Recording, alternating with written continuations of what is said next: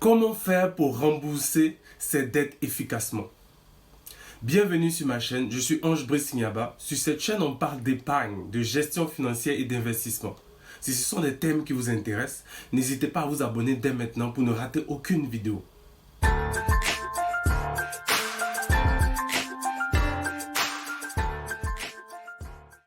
Aujourd'hui, dans cette vidéo, je vais partager avec vous 4 étapes pour rembourser ces dettes. 4 étapes par lesquelles vous devez passer pour pouvoir rembourser vos dettes efficacement ou même rapidement. Pour rembourser vos dettes, l'étape 1 est de savoir où vous en êtes.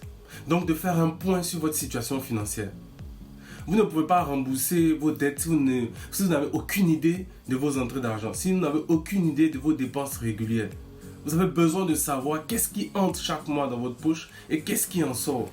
Moi, par exemple, en 2018, à la suite de certaines difficultés financières, je n'arrivais plus à payer mon loyer.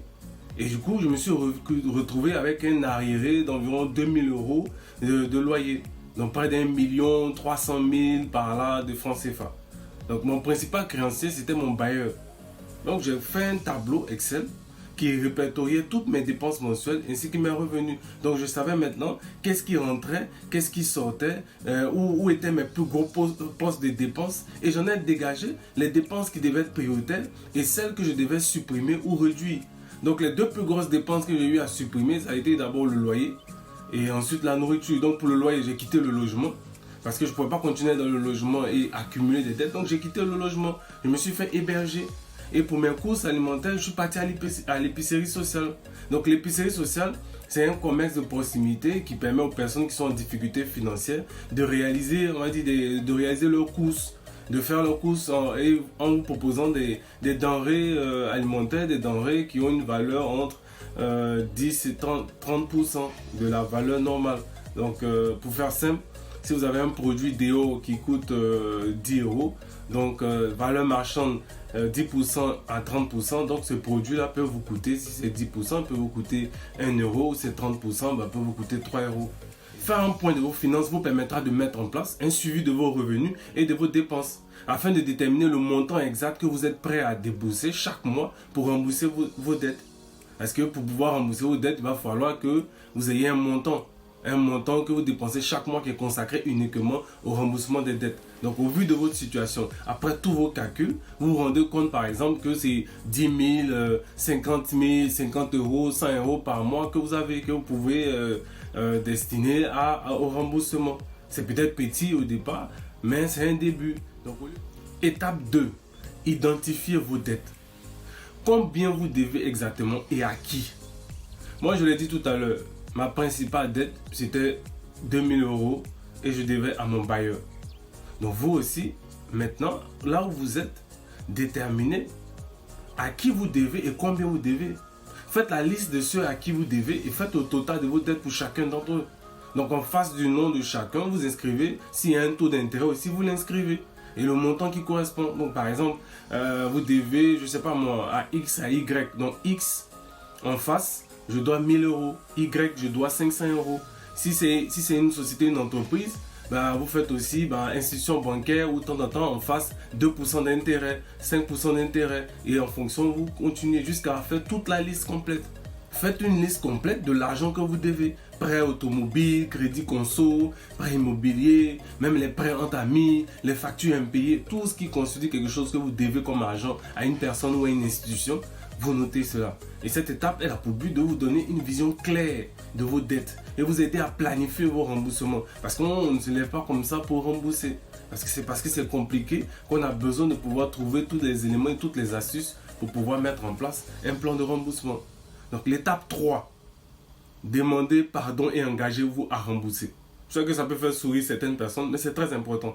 Moi, je suis allé voir mon bailleur, je lui ai dit ceci. Vraiment, je vous demande pardon. Je sais que voilà, vous m'avez aidé en me permettant de pouvoir accumuler certains loyers. Mais voilà, j'étais dans des difficultés, mais en retour, voilà, je n'ai pas forcément bien réagi parce que bon, je ne répondais pas forcément aux gérants, tout et tout. Mais sachez qu'à partir d'aujourd'hui, je vais commencer à vous rembourser. Je vais vous rembourser pratiquement 300 euros par mois. Donc s'il s'agit d'une entreprise, C'est pas forcément demander pardon, mais vous présentez vos excuses, vous faites une lettre ou à votre gérant ou gestionnaire ou peu importe, vous faites une lettre d'excuses et vous vous engagez à rembourser. Parce que comme on dit, une faute avouée est à moitié pardonnée. Au lieu de vous cacher, de ne pas répondre aux coups de fil, de devenir agressif ou voilà, tous ces genres de comportements qui font qu'après les gens, bon, ça arrive soit au commissariat ou dans des plaintes, dans certaines choses. Tout ça, vous n'avez pas besoin de faire ça en fait. Vous devez juste vous excuser ou demander pardon et vous engager. Et vous engager, ça implique deux choses. Le montant que vous allez rembourser et la date à laquelle vous le faites. Et si j'ai un conseil à vous donner, c'est d'avoir un calendrier de remboursement. C'est-à-dire un calendrier ou un agenda dans lequel vous mettez, vous savez que chaque 5 du mois, je dois rembourser X, je dois rembourser Y, je dois rembourser telle institution ou tel prêt. Vous savez à quelle date s'effectue le remboursement et vous voyez la progression. C'est un peu plus facile que d'être là et de dire oui, je sais que je dois, mais bon, je sais même plus ça fait combien. Donc après m'être excusé auprès de mon bailleur, moi j'ai passé un accord de remboursement avec lui. Donc nous sommes tombés d'accord sur une mensualité de 300 € par mois, à peu près 200 000 francs. Et 6 mois plus tard, j'avais totalement réglé ma dette de loyer. Aussi, il y a une vérité, c'est que pour rembourser vos dettes, vous devez être prêt à faire des sacrifices.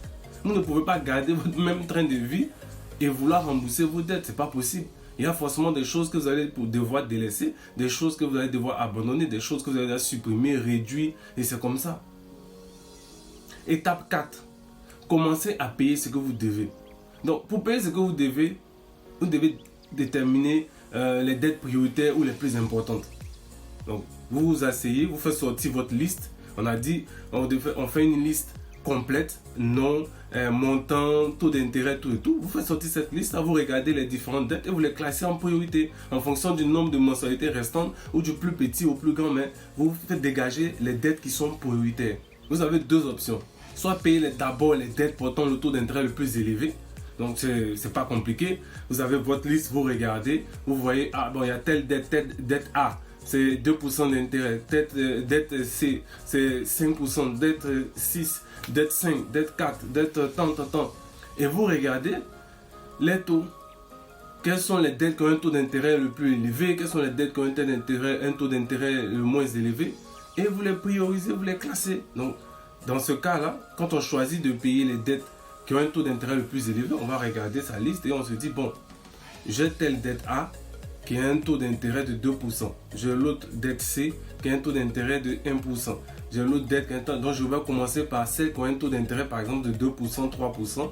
Et ensuite, je tombe jusqu'à celles qui sont peut-être à 1%. C'est juste un exemple que je donne comme ça, parce que les taux d'intérêt varient en fonction en fonction du prêt qu'on a eu à faire, en fonction de certaines banques, en fonction de la situation dans laquelle vous trouvez. Voilà. La deuxième option, soit vous priorisez le paiement des dettes qui sont les plus, on va dire, les dettes les moins élevées jusqu'à ce que vous arrivez sur les dettes les plus élevées. Donc par exemple, je dois à Kofi ou à Kwaku 100 € et je dois par exemple à ma banque 1000 €. Il sera beaucoup plus facile pour moi de commencer à payer les 100 € pour commencer à me mettre dans ce bain-là, à m'habituer, que d'aller payer directement, rembourser directement 1000 €. Donc ce que je fais avec cette deuxième technique, c'est que je vais prioriser le paiement des 100 €. Donc si je décide que oui, Kwaku, Kofi, je vais te donner 10 € par mois ou je vais te donner 20 € par mois, je donne jusqu'à ce que je rembourse les 100 €. Quand j'ai remboursé les 100 €, je barre sur ma liste, j'avance encore. Je dis, je dois peut-être 500 € quelque part. Je fais jusqu'à ce que j'arrive aux 1000 € que je dois à l'institution bancaire. Donc, c'est ça les deux options. Soit payer d'abord les dettes portant le taux d'intérêt le plus élevé, soit prioriser le paiement de la dette la plus basse. Et ainsi de suite jusqu'à tout rembourser. Donc, c'est comme ça en fait qu'on fait. Donc, pour finir, je dirais ceci. Lorsque vous empruntez, cela signifie que vous avez déjà réfléchi à la manière de rembourser. Sinon, vous êtes en train d'abuser de la confiance des gens. Prenez vos responsabilités, prenez la responsabilité de vos dettes et ne contractez pas des dettes plus que de raison. Sauf si c'est vraiment nécessaire. Sinon, si ce n'est pas nécessaire, vaut mieux s'éloigner des dettes, vaut mieux éviter au maximum de s'endetter. Après, c'est vrai, il existe des bonnes dettes et des mauvaises dettes. Une bonne dette, c'est par exemple un crédit ou un prêt que vous allez utiliser pour investir dans quelque chose qui va prendre de la valeur, quelque chose qui vous est profitable, soit à court terme, à long terme, qui va faire rentrer de l'argent dans votre poche. Par exemple, si vous avez un prêt étudiant, Le prêt étudiant vous permet de payer vos cours permettent d'avoir un diplôme, vos diplômes vous permettent de chercher un travail et d'avoir un travail, d'avoir un salaire pour faire certaines choses. Ou bien si c'est un prêt que vous prenez pour créer une entreprise, le fait de créer l'entreprise, quand vous aurez des bénéfices, ça, on peut dire que ce sont de bonnes dettes. Mais vous avez aussi les mauvaises dettes. La mauvaise dette, c'est un prêt que vous utilisez pour acheter quelque chose dont la valeur diminue immédiatement ou au fur et à mesure. Acheter les télé plasma, télé grand écran, les crédits à consommation, prendre des prêts pour impressionner les gens, pas t'acheter des voitures, des téléphones portables, dernier cri, tout ça juste pour impressionner les gens, alors que peut-être vous n'en avez pas besoin. Donc c'est ça, les bonnes dettes et les mauvaises dettes. Dans tous les cas, il faut les rembourser. Donc aujourd'hui, qu'êtes-vous prêt à sacrifier pour rembourser définitivement vos dettes? Si vous suivez ces 4 étapes, je vous assure que la dette sera un lointain souvenir pour vous. Facilement, efficacement, vous pouvez rembourser n'importe quel type de dette. Merci d'avoir regardé la vidéo. Mettez un pouce bleu si vous avez appris quelque chose. Ciao.